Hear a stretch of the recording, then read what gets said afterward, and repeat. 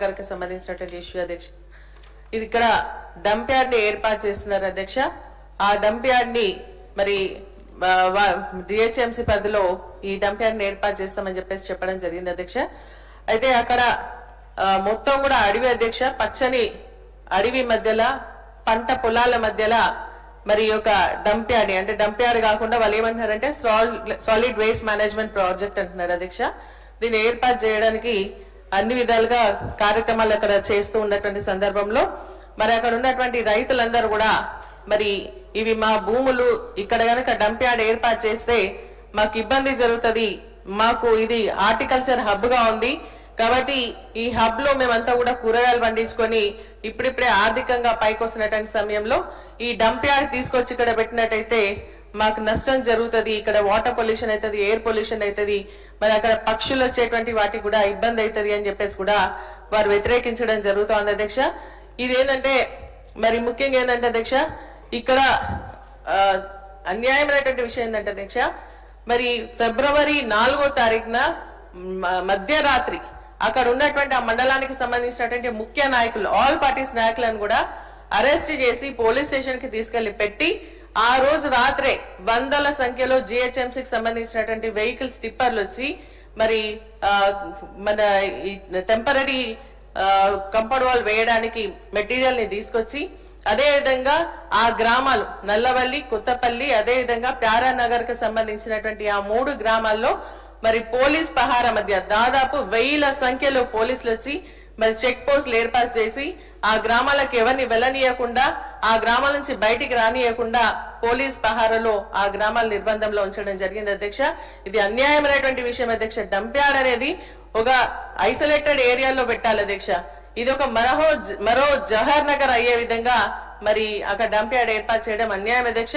నేను ప్రభుత్వాన్ని డిమాండ్ చేస్తా ఉన్నాను, నిజంగా కూడా అక్కడ ఏదైనా పెట్టాలి అని అనుకుంటే అది ఫారెస్ట్ లో ఉంది కాబట్టి దాంట్లో ఒక ఎకో ఫారెస్ట్ సంబంధించినటువంటి అర్బన్ ఫారెస్ట్ ని డెవలప్ చేయండి, లేదంటే ఎంప్లాయ్మెంట్ ప్రొవైడ్ చేయాలని అనుకుంటే అక్కడ ఇండస్ట్రీ పెట్టండి, అక్కడ ఉన్నటువంటి యువకులకు ఉద్యోగాలు వస్తాయి. మరి లేదంటే అక్కడ ల్యాండ్ పట్టాదారులు చాలా మంది అక్కడ పక్కనంతా కూడా కబ్జాలో ఉన్నారు, లేదంటే వాళ్ళకన్నా ఇవ్వండి, కానీ ఇక్కడ డంప్ యార్డ్ తీసుకొచ్చేయడం వల్ల అన్యాయం జరుగుతుందని చెప్పేసి నేను తెలియజేస్తా ఉన్నాను అధ్యక్ష.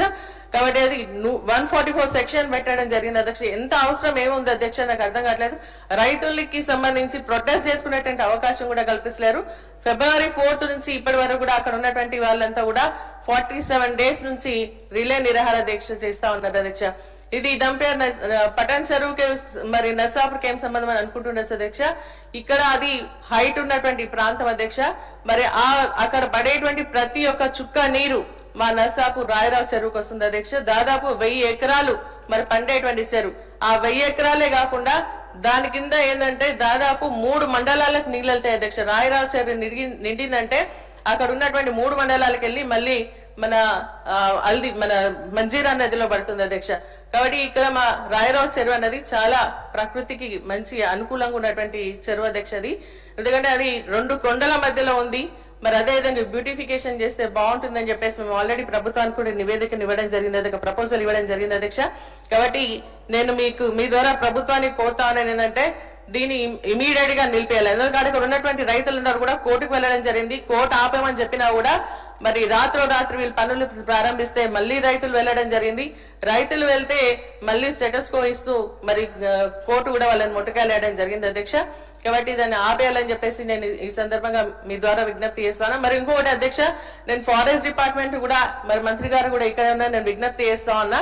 వాళ్ళు అనేది ఏంటంటే 152 ఎకరాలు గ్యాప్ ల్యాండ్ అంటున్నారు అధ్యక్ష. అంటే ఫారెస్ట్ కి అదేవిధంగా రెవెన్యూకి సంబంధించి గ్యాప్ ల్యాండ్ ఉంది. ఆ గ్యాప్ ల్యాండ్ లో మేము ఈ యొక్క డంప్ యార్డ్ పెడుతున్నాం అంటున్నారు. కానీ నల్లవల్లిది అదే విధంగా కొత్తపల్లికి సంబంధించినటువంటి 2 ఫారెస్ట్ ల్యాండ్ అటాచ్ చేస్తే టోటల్ గా 152 ఎకరాలు ఫారెస్ట్ లోనే ఉంది. కాబట్టి దాన్ని సర్వే చేయించి మరి ఆ డంప్ యార్డ్ ని నిలుపుదల చేయాల్సిందిగా కోరుతాను. ఎందుకంటే మన నర్సాపూర్ నియోజకవర్గానికి మరి అదే విధంగా 3 మండలాలకు ఎఫెక్ట్ అవుతుంది అధ్యక్ష ఇది. కాబట్టి ఇమీడియట్ గా కోర్టు అయితే ఇప్పుడు స్టే ఇచ్చింది, కానీ మళ్ళీ తర్వాత కూడా ఆ ఒక డంప్ యార్డ్ పనులను ఇమీడియట్ గా ఆపేయాలని చెప్పేసి దాన్ని క్యాన్సిల్ చేయాల్సిందిగా మీ ద్వారా ప్రభుత్వానికి కోరుతాను అధ్యక్ష. Thank you.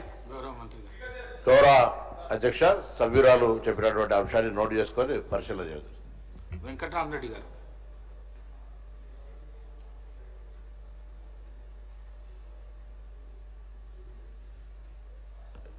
అధ్యక్ష, ఈరోజు సభలో గౌరవ శాసనసభ్యుడు రాకేష్ రెడ్డి గారు